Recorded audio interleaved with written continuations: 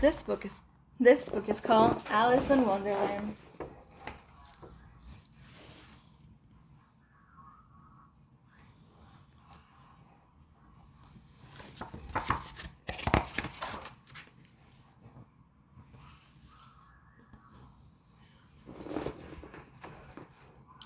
One golden spring day, a young girl named Alice was sitting by the river, listening to her sister read aloud from a history book. At least, that's what Alice was supposed to be doing. Instead, she was playing with Dina, her cat, which was more fun. "I wish you could talk back to me, Dina," she said. "I'm sure you would have many interesting things to say."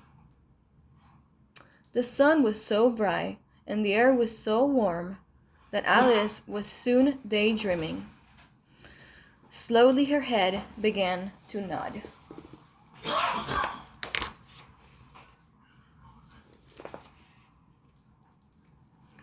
She snapped to attention, however, when a large white rabbit went dashing by. Strangely, he was wearing a waistcoat and a bow tie and carrying a huge pocket watch. Even more strangely, he was talking to himself. I'm late for a very important date," the white rabbit muttered as he went along. In a flash, Alice was on her feet, chasing after him.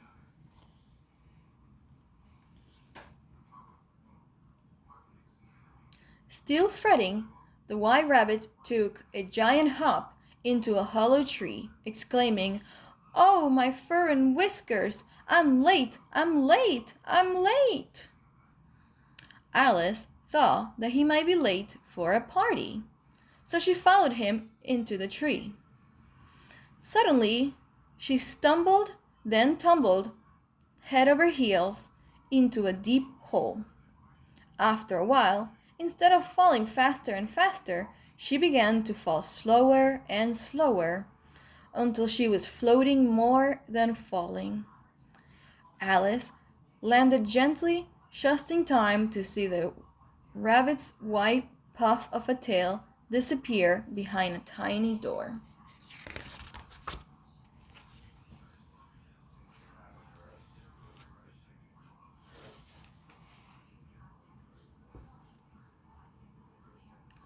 Alice was too big to follow him, but she soon discovered that she had entered a strange and wondrous land. It was full of the oddest creatures she had ever seen. There were talking birds and walking fish. There was also a Cheshire cat with the wildest of grins, who kept appearing and disappearing. And sometimes only the cat's grin could be seen. Alice thought the creatures all seemed quite at home in this topsy-turvy wonderland. She hoped one of them could help her find the white rabbit, but they were no help.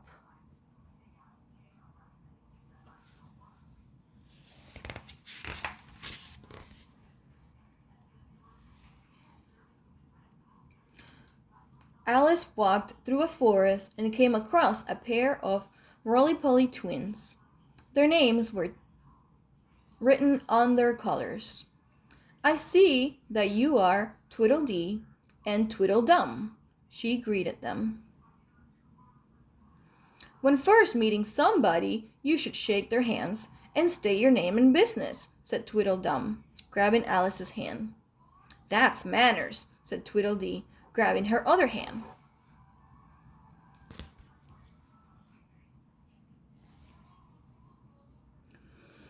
With that, the tubby twins danced Alice around and swept her off her feet. But they were so rough that they flipped her over and knocked her into her back. Alice was not amused. Then Tweedledee and Tweedledum started to tell her a fanciful story that she couldn't understand. Despite the twins' protest, Alice continued on her way to search for the white rabbit.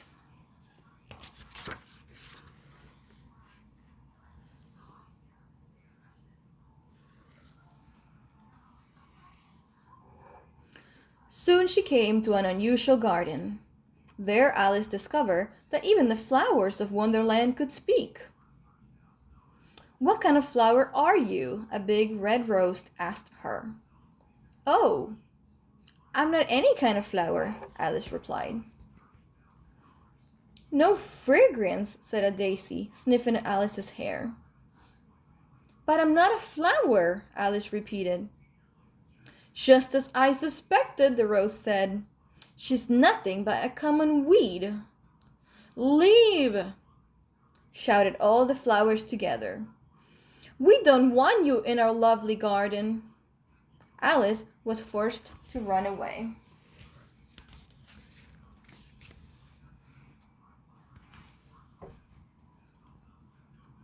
Near the garden, Alice saw a familiar grin up in a tree.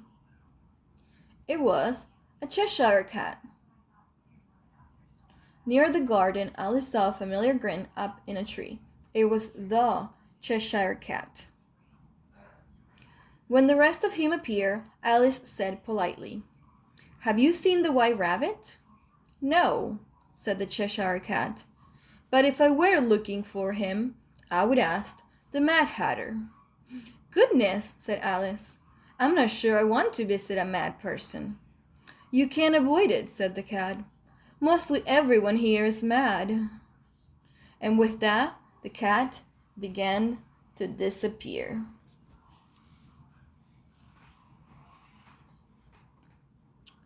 "Wait, please," Alice said. "You haven't told me where the Mad Hatter lives." But it was too late. As Alice wandered on, she saw two road signs pointing in the same direction. One read Mad Hatter and the other read March Hare. Alice still had no wish to meet a Mad Hatter, but she hoped the March Hare might know the mysterious White Rabbit too.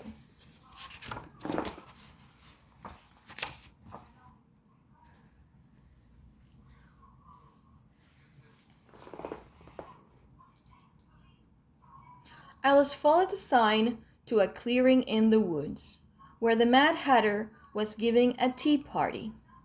"No room!" the Mad Hatter hollered at Alice as Alice plopped down in one of the many empty chairs around the table.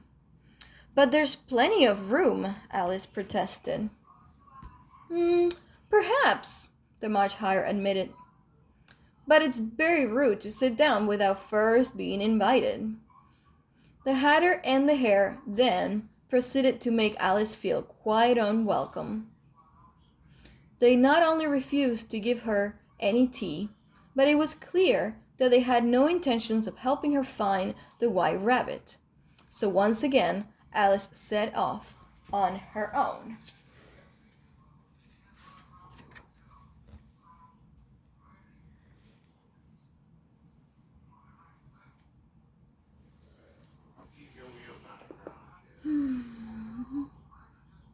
Alice soon came across one of the strangest creatures she would meet in this very strange land, the Queen of Hearts. Though the queen was dressed like an ordinary queen in an ordinary deck of cards, her manner was most regal as she ordered her subjects around. The queen was playing croquet when Alice appeared. This being Wonderland, however, it was not like any croquet game Alice had ever seen. The wickets were made of cards, the balls were hedgehogs, and the mallets were bright pink flamingos. The queen politely invited her to play, and Alice thought she'd give it a try. It might, she thought, be fun, but it wasn't.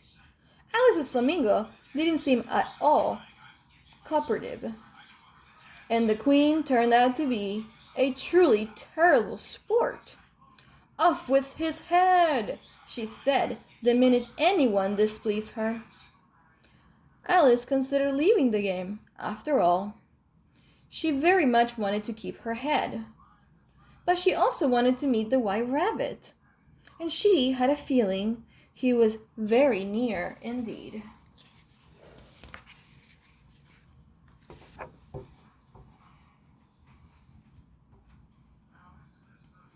As it turns out, Alice did see the White Rabbit. He was working for the Queen. Alice was just about to introduce herself to him when the Cheshire Cat made another of his unannounced appearances. Alice watched in horror as the mischievous cat tripped up the Queen and then promptly disappeared. And when the Queen turned accusing eyes on Alice, saying, "Off with her head!" Alice decided it was time for her too to disappear.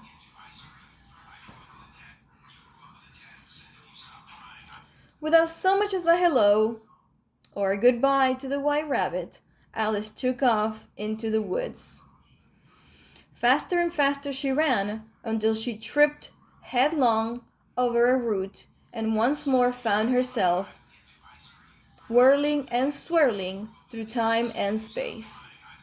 "Please wake up, Alice," she heard a soft voice say.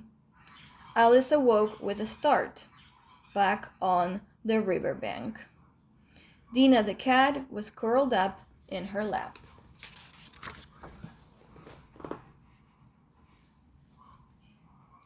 "You've been dreaming," said Alice's sister. "Oh dear," Alice said. "I must have fallen asleep while you were reading to me." "It's been a long day," said her sister. "No wonder you're tired. Why don't we just go home now and have our tea?" "I seem to have lost my taste for tea," Alice said, recalling the Mad Hatter's tea party. "But I certainly would like to go home." Alice's sisters gave her a puzzled look. And then she took Alice's hand and they walked home together. The end. Love you, baby girls. Bye.